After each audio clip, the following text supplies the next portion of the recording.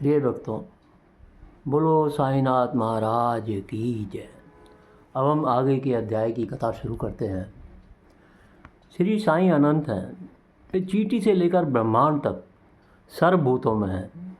वेद और आत्मविज्ञान में पारंगत होने के कारण वे सद्गुरु कहलाने के सर्वथा योग्य हैं। चाहे कोई कितना भी विद्वान क्यों न हो, परंतु यदि वह अपने शिष्य की बुद्धि को जागृत कर उसे आत्मस्वरूप का दर्शन करा सके तो वही सद्गुरु है। श्री साईं बाबा हमेशा कहा करते थे, मेरा भक्त चाहे 1000 कोस की दूरी पर ही क्यों ना हो, वह शिरडी में ऐसा खिंचा चला आता है ऐसे जैसे धागे से बंधी हुई चिड़िया खिंचकर स्वयं आ जाती है। अब हम लाला लक्ष्मीचंद की कथा सुनाते हैं आपको। लाला लक्ष्मीचंद मुंबई में नौकरी करते थे। वहाँ नौकरी छोड़कर रेलवे विभाग में आ गए, फिर रैली ब्रदर्स में आ गए और फिर उनका साईं बाबा से संपर्क हुआ। एक दिन 1-2 महीने पहले उन्होंने सपने में एक दाढ़ी वाले वृद्ध आदमी को देखा जो चारों ओर से भक्तों से घिरा हुआ था। कुछ दिनों के पश्चात वे दासगणु का कीर्तन सुनने गए। दासगणु जी का ये नियम था, वे कीर्तन के समय श्री साईं बाबा का चित्र अपने सामने रख लिया करते थे। जब लक्ष्मीचंद जी ने यह चित्र देखा तो उन्हें महान आश्चर्य हुआ, क्योंकि स्वप्न में उन्हें जिस वृद्ध के दर्शन हुए थे उसकी आकृति बिल्कुल वैसी ही थी जैसी चित्र में थे। तब वे इस नतीजे पर पहुँचे कि जो स्वप्न में वृद्ध आए थे वो स्वयं शिरडी के साईं बाबा के अलावा और कोई नहीं है। उनके मन पे इतना ज़्यादा प्रभाव पड़ा कि उन्होंने शिरडी यात्रा का निश्चय कर लिया। भक्तों को ऐसा ही अनुभव होता है, जो सद्गुरु या अन्य किसी आध्यात्मिक ज्ञान की खोज में निकलता है उसे ईश्वर सदैव ही सहायता करते हैं। उसी दिन रात्रि को 8 बजे उसके एक मित्र शंकर राव ने उनका दरवाज़ा खटकाया और बोले, क्या हमारे साथ शिरडी चलने को तैयार हो? लक्ष्मीचंद जी बड़े खुश हो गए। वो तो पहले ही सोच रहे थे शिरडी जाने की। उन्होंने तुरंत ही हामी भर दी और शिरडी चलने का निश्चय किया। एक मारवाड़ी से 15 रुपये उधार लेकर और दूसरे प्रबंध करके वो शिरडी को प्रस्थान कर दिए। रेलगाड़ी में अपने मित्रों के साथ कुछ भजन भी किया। उसी डब्बे में 4 यवन यात्री बैठे थे जो शिरडी के समीप के ही गांवों के थे और अपने अपने घरों को लौट रहे थे। लक्ष्मीचंद जी ने श्री साईं बाबा के बारे में उन लोगों से पूछताछ की। तब उन लोगों ने बताया कि श्री साईं बाबा शिरडी में अनेक वर्षों से रह रहे हैं और एक बड़े पहुँचे हुए संत हैं। जब वे कोपर गांव पहुँचे तो बाबा को भेंट देने के लिए उन्होंने सोचा कि कुछ अमरूद ले लिए जाएं, लेकिन वहाँ का प्राकृतिक सौंदर्य इतना ज़्यादा अच्छा था कि वह अमरूद लेना भूल ही गए। लेकिन जब वो शिरडी के पास आए तो उन्हें अचानक ही याद आया कि बाबा के लिए अमरूद लेने थे। तो इसी बीच उन्होंने देखा एक बुढ़िया औरत टोकरी में अमरूद लिए उनके तांगे के पीछे पीछे दौड़ रही है। यह देखकर उन्होंने तांगा रुकवाया और कुछ बढ़िया अमरूद खरीद लिए। तब वो बुढ़िया कहने लगी कि ये बाकी के अमरूद भी आप ले जाओ, ये बाबा को मेरी तरफ से आप भेंट दे देना, क्योंकि मैंने भी बाबा को अमरूद भेंट करने की इच्छा पहले की थी जिसे मैं भूल गया। लेकिन उस वृद्धा ने सारे अमरूद उन्हें दे दिए बाबा को भेंट देने के लिए। जब वे मंदिर में पहुँचे तो दूर से ही मस्जिद उन्हें नज़र आई। बाबा के सामने पहुंचकर उन्हें प्रणाम करके उनके हाथ में पूजा सामग्री लेकर बाबा का यथाविधि पूजन किया और वे द्रवित हो गए। उनके दर्शन करके बाबा के अत्यंत आनंदित हुए। उनके शीतल चरणों में ऐसे लिपटे कि उन्हें अपनी सुधि न रही। तब बाबा ने उनसे क्या कहा, अरे भाई, रास्ते में भजन करते हुए आ रहे हो और दूसरे आदमियों से पूछते हो मेरे बारे में। दूसरे से क्या पूछना, सब कुछ अपनी आंखों से ही देखो। और जो तुम्हें सपना आया था वह झूठा है या सच्चा, इसका अनुभव करो। और तुम्हें उस मारवाड़ी से 15 रुपये उधार लेने की क्या ज़रूरत थी? तुम तो वैसे ही आ सकते थे। क्या तुम्हारी मुराद पूरी हुई? यह शब्द सुनकर लक्ष्मी चंद जी बड़े आश्चर्यचकित हो गए। वो समझ गए कि बाबा जो है सर्वव्यापक हैं। वो उनके बाबा के चरणों में गिर पड़े और उनसे प्रार्थना करने लगे। दोपहर के समय लक्ष्मी चंद जी भोजन करने बैठे तो उन्हें एक भक्त ने सांझे का प्रसाद ला कर दिया, जिसे पाकर वे बड़े खुश हुए। दूसरे दिन भी वो भोजन करने बैठे तो सांझे की आशा लगाए बैठे थे, लेकिन कोई भक्त वह प्रसाद न लाया। तीसरे दिन भी दोपहर की आरती पर बाबू साहब जोग ने बाबा से पूछा कि बाबा, नैवेद्य में क्या बनाया जाए? तो बाबा ने उनसे कहा कि सांझा बनाया जाए। भक्तगण 2 बड़े बर्तनों में सांझा भर कर के ले आए, क्योंकि बाबा को पता था कि लक्ष्मी चंद जो ये बैठे हैं, इन्हें सांझे की बड़ी उत्सुकता है और वो चाहते हैं कि उन्हें ये खाने के लिए मिल जाए। लक्ष्मी चंद जी को भूख भी बहुत ज़्यादा लगी थी, साथ ही उनकी पीठ में भी दर्द था।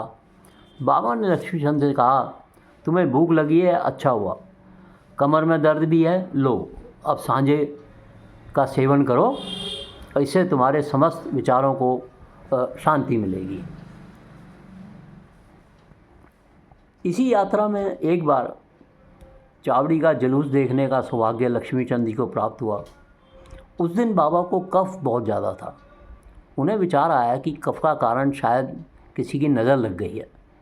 दूसरे दिन प्रातःकाल जब बाबा मस्जिद को गए तो श्यामा से कहने लगे, कल जो मुझे कफ से पीड़ा हो रही थी उसका मुख्य कारण किसी की कुदृष्टि है। मुझे तो ऐसा प्रतीत होता है किसी की नज़र लग गई है, इसलिए मुझे पीड़ा हो रही है। लक्ष्मी चंद के मन में भी यही विचार उठ रहे थे जो बाबा ने कह दिए थे।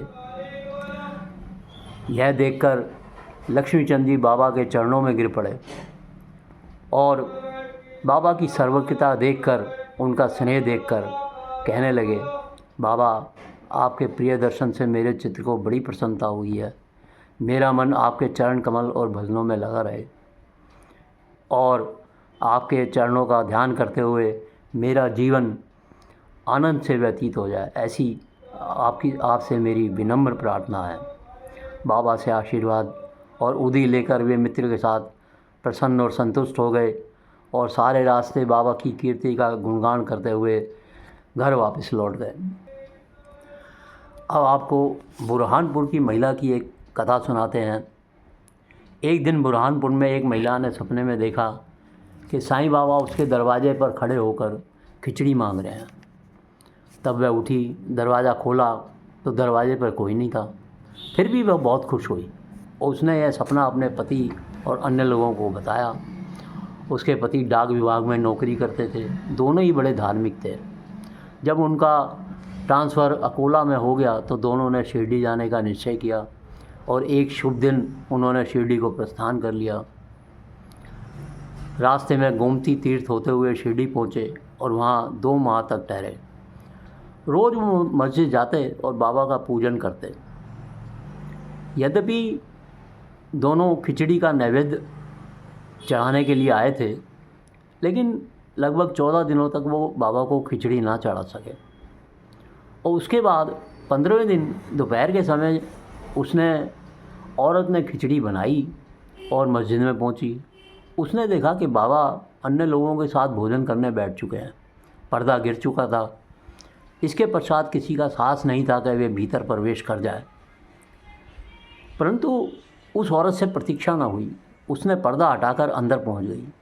उसने देखा कि बाबा अभी खाना खाने बैठे ही थे और बाबा की बहुत इच्छा थी कि वो खिचड़ी खाएं। जब वो थाली लेकर भीतर आई तो बाबा को बड़ा हर्ष हुआ और उन्होंने तुरंत उससे खिचड़ी लेकर उसमें से खिचड़ी खाने लगे। बाबा की ऐसी उत्सुकता देखकर प्रत्येक को बड़ा आश्चर्य हुआ और उन्होंने ये खिचड़ी की वार्ता सुनी और उन्होंने बाबा का स्नेह उस स्त्री पर देखकर सबको बहुत खुशी हुई। भक्तों, अब आपको मेघा की कहानी सुनाते हैं। वह मेघा एक अत्यंत सीधा और अनपढ़ व्यक्ति था। बिरमगांव खेड़ा जिला गुजरात का रहने वाला था और भगवान शिव का परम भक्त था। हमेशा ओम नमः शिवाय का जाप करता रहता था और इसके अलावा वह कुछ भी नहीं जानता था। वह साठे साहब के यहाँ नौकरी करता था। तो साठे साहब ने कहा कि आप शिरडी जाओ, क्योंकि साईं बाबा शिव जी का ही साक्षात अवतार है। मेघा ने सोचा, शिरडी में साईं बाबा तो एक यवन है, अगर उनको मुझे प्रणाम करना पड़े ये अच्छी बात नहीं है। भोला आदमी तो था ही वो, मन में संशय पैदा हो गया उसको। तब उसने अपने स्वामी से कहा कि मैं शिरडी नहीं जाऊंगा, परंतु साठे साहब मानने वाले नहीं थे। उन्होंने किसी प्रकार से उसे शिरडी भेज दिया और अपने ससुर के यहाँ गणेश दामोदर के उपनाम दादा के यहाँ, जो शिरडी में ही रहते थे, उन्हें एक पत्र भेजा कि मेघा नाम का लड़का शिरडी में आ रहा है, तो उसका परिचय बाबा से करा देना।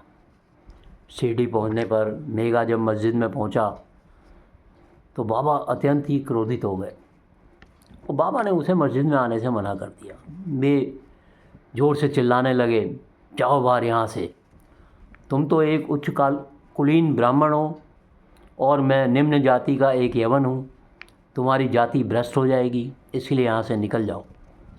यह सुनकर मेघा काँप उठा। उसे बड़ा आश्चर्य हुआ कि बाबा को ये सब कैसे पता है, बाबा ने ये कैसे जान लिया कि मैंने ये शब्द बाबा के लिए कहे थे कि वो यवन है और मैं तो भगवान शिव की पूजा करता हूँ। वो वहाँ से लौट आया और बड़ा दुखी हुआ। वहाँ से त्र्यंबकेश्वर चला गया, वहाँ भगवान शिव के दर्शन करके वापस शिरडी आ गया और वापस शिरडी आकर वो फिर साईं बाबा की पूजा करने लगा। शिव पूजा में बेलपत्रों की आवश्यकता होती है। इसने बाबा का पूजन करने हेतु बेलपत्रों को खोज में वो जंगल में दूर तक चला गया। अब उसने ये नियम बना लिया कि गांव में जितने भी देवालय थे वहाँ जाकर वह पूजन करता, उसके पास पश्चात ही चरणामृत का पान करता था। एक बार ऐसा हुआ, खंडोबा का मंदिर बंद था, इस कारण वह मंदिर में बगैर पूजन किए ही वहाँ से लौट आया। लेकिन जब मस्जिद में आया तो बाबा ने उसकी सेवा स्वीकार नहीं की और उससे कहा कि जाओ, खंडोबा का मंदिर खुल गया है, पहले वहाँ दर्शन करके आओ। मेघा ने जाकर देखा, सचमुच मंदिर के द्वार खुले हुए थे, इसलिए उसने वहाँ लौटकर यथाविधि पूजा करी। तब कहीं बाबा ने उसे अपना पूजन करने की अनुमति दी। भक्तों, आगे की कथा हम अगले अध्याय में सुनाएंगे। यदि आपको कथा में रुचि आ रही है तो आपसे निवेदन है कि चैनल को सब्सक्राइब करें, शेयर करें और लाइक करें। साईं बाबा का नाम लेते रहें और साईं साईं जपते रहें। बोलो साईंनाथ महाराज की जय।